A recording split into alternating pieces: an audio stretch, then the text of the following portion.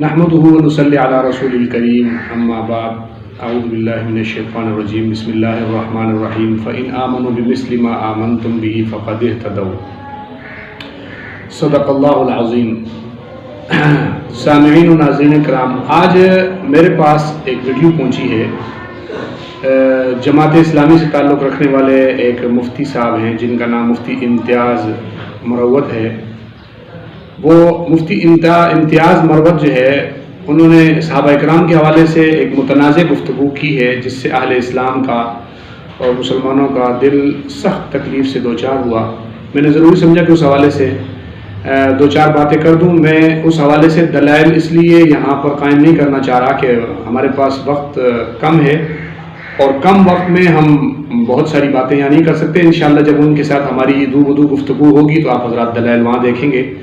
انہوں نے اپنی گفتگو میں دو باتیں کی ہیں، ایک صحابہ اکرام کے معیار حق ہونے کا انکار اور دوسرا مناظرے کا چیلنج۔ تو میں اس حوالے سے پہلی بات تو آپ کو یہ بتا دوں، انہوں نے صحابہ اکرام کے معیار حق نہ ہونے پر کوئی ایک دلیل بھی قائم نہیں کی۔ ان کا دعویٰ تھا کہ صحابہ اکرام معیار حق نہیں ہیں، لیکن ان کے پاس قرآن سے، سنت سے یا اکابر علماء اکرام سے، بزرگان دین سے ایک دلیل بھی نہیں تھی جس سے یہ ثابت ہو کہ صحابہ اکرام معیار حق نہیں ہیں۔ ان کے پاس لے دے کر 15ویں صدی کا ایک شخص ابو العالم مودودی سے ہی انہوں نے ان کا دعویٰ ثابت کیا، دعویٰ قائم کر کے بتایا کہ وہ کہتا ہے کہ صحابہ معیار حق نہیں۔ گویا یہ بات تو وہ مان چکے ہیں کہ ان کے پاس شریعت سے، اسلام سے کوئی دلیل موجود نہیں ہے اس بات پر۔ دوسری بات، انہوں نے کہا کہ صحابہ اکرام برحق تو ہیں لیکن معیار حق نہیں۔ پھر اس پر معیار حق ہونے پر کہا کہ جناب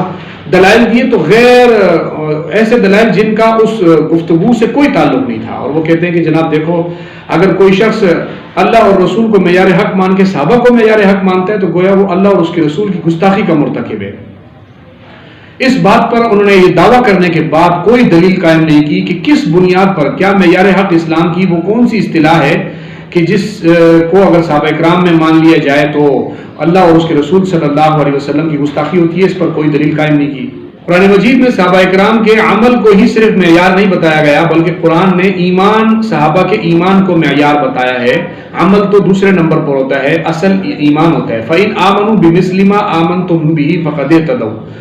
اور قرآن مجید کہتا ہے وَأَلْزَمَهُمْ كَلِمَةَ التَّقْوَى وَكَانُوا أَحَقَّ بِهَا وَأَهْلَهَا، اللہ نے ایمان اور تقوی کو ان کے دلوں کے ساتھ چپکا دیا اور وہ اس کے حقدار تھے۔ اور قرآن مجید میں صحابہ کے عمل کو قرآن مجید نے کس طور پہ بیان کیا؟ محمد الرسول اللہ والذین معه اشداء علی الکفار رحماء بینہم تراہم رکعا سجدا یبتغون فضلا، صحابہ کی نیتوں کو قرآن بیان کرتے ہوئے کہتا ہے کہ صحابہ نیکی کا کام کرتے تھے تو ان کی نیتیں ہوتی تھی یبتغون فضلا من اللہ ورضوانا، اللہ کے فضل اور رضوان کی طلب ان کا مقصد ہوتا تھا، ان کی نیت ہوتی تھی۔ جن کی نیتوں کو قرآن میں اللہ رب العزت گواہی دے کر مخلص بتائے، جن کو اللہ جن کے ایمان کو معیار بنا کر کہے کہ ساری کائنات اگر صحابہ جیسا ایمان لائے گی تو معتبر ہے، جن کے بارے میں قرآن یہ کہے کہ یہ تقوی والے ہیں، ان کے دلوں کے ساتھ تقوی چپکا ہوا ہے، جن کو قرآن کہتا ہے اولئک حزب اللہ، یہ اللہ کی جماعت ہیں، جن کے بارے میں قرآن کہتا ہے اولئک هم المفلحون، جن کے بارے میں قرآن کہتا ہے اولئک هم الفائزون۔ اس جیسی سینکڑوں آیات ایسی ہیں جو قرآن مجید کے اندر صحابہ اکرام کے ایمان، تقوی اور ان کے معیار ہونے پر دلیل ہیں۔ لیکن مفتی امتیاز مروت صاحب کو یہ بات آج تک سمجھ میں نہیں آئی۔ مجھے پتا ہے صحابہ اکرام پر ہاتھ صاف کرنے کی ان کی کوئی اور وجہ نہیں ہے، ساری تکلیف اس بات پر ہے کہ مودودی صاحب نے صحابہ اکرام کی جب خلاف لکھ دیا تھا تو قوم کو چاہیے تھا صحابہ کو چھوڑ دیتے، ابو العالم مودودی کو نہ چھوڑتے، جیسا کہ جماعت اسلامی والوں نے کہا۔ جماعت اسلامی کی منشور میں یہ لکھا ہوا ہے کہ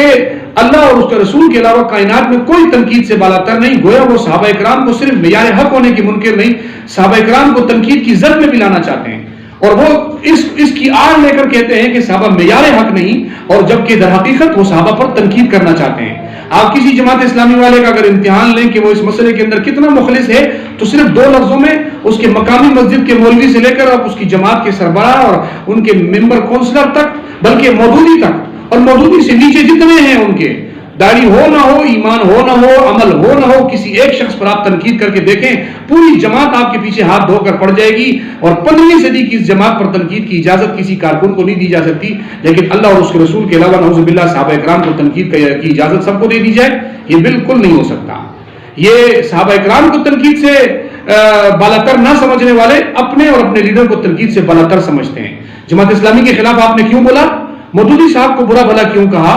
मौदूदी साहब के खिलाफ क्यों लिखा, इस बात पर इनकी नाराजगी होती है। लेकिन सहाबा के खिलाफ दरवाजा खोल रहे हैं तनकीद का कि दुनिया की हर शख्स को इजाजत है वो जो आए सहाबा इकराम पर तनकीद करके चला जाए, कोई पूछने वाला ना हो। ऐसा नहीं होगा। मुफ्ती इम्तियाज मुरव्वत साहब, आप गलत सोच की तरफ चल पड़े हैं। आपने तो ये सोचा हुआ था कि शायद आप इस तरह की सोच दुनिया में चला लेंगे और उसको लोगों में फैला देंगे, लेकिन ऐसा नहीं होगा। आपने इस गुफ्तगू के अंदर कहा कि जनाब जिस तरीके से बरेलवी इल्म गैब हाज़िर नाज़िर नूर बशर इस तरह के अकीदों में देवबंदियों के इनकार करने पर उनको गुस्ताख रसूल समझते हैं, ऐसे ही सहाबा इकराम को मेयार कहने पर ये लोग गुस्ताख रसूल हैं। मैं पहली बात आपको ये बता दूं कि अल्हम्दुलिल्लाह उनसे हम दो हाथ हुए हैं और वो तो अपनी शिकस्त का ऐलान खुलेआम कर चुके हैं। अब इंशाअल्लाह आप भी अगर चाहते हैं कि उन्हीं के तौर और तरीके पर अपनी शिकस्त देखना चाहते हो तो आपके अपने दावे के मुताबिक अपना दावा लिखें, लेटर हेड के ऊपर अपनी शनाख्ती कार्ड की फोटो कॉपी के साथ आप हमें भेजें, हम इस मौजू पे बात करते हैं। यहां आपने एक दो नंबरी करने की कोशिश की कि आपने कहा कि मुद्दई वो है तो दलाइल वो देंगे, मैं नहीं। इंशाअल्लाह ये मुनाजरे के मैदान में हम आपको बताएंगे कि मुद्दई कौन है और यहाँ उसूल मुनाजरा की रोशनी में मुद्दई कौन बनता है। आप सिर्फ अपनी इस चैलेंज को तहरीर की शक्ल में हमें लिखकर भेजें अपनी शनाख्ती कार्ड की फोटो कॉपी के साथ। इंशाअल्लाह आपके इस मौजू पर बड़े अच्छे माहौल के अंदर वक्त तय करेंगे, जगह तय करेंगे और अच्छे माहौल के अंदर आपसे गुफ्तगू करेंगे, ताकि दुनिया के सामने जो आपने 70 साल से सहाबा इकराम के खिलाफ जो आपने एक बाजार गर्म कर रखा है और बहुत सारे दुश्मनाने सहाबा को आपने रास्ता फराहम किया हुआ है, इंशाअल्लाह ये रास्ता हम बंद करने की पूरी कोशिश करेंगे। और अल्लाह रब्बुल इज्जत से दुआ है, हमें किसी भड़क मारने की इसलिए जरूरत नहीं कि अल्हम्दुलिल्लाह हमें अल्लाह रब्बुल इज्जत की मदद और इस्तिआनत और अल्लाह रब्बुल इज्जत ही से मदद मांगकर हम सारा काम करते हैं और इंशाअल्लाह आपका मुकाबला भी हम इसी तौर पर करेंगे। आप आए मैदान में और सहाबा इकराम के हवाले से इस उन्वान पर जो उन्वान आपने छेड़ा है दावा लिख कर भेजें, इंशाअल्लाह हम आपके दावे का जवाब भी देंगे और आपके चैलेंज का जवाब भी देंगे, उसे कबूल भी करेंगे और मुनाज़रे का मैदान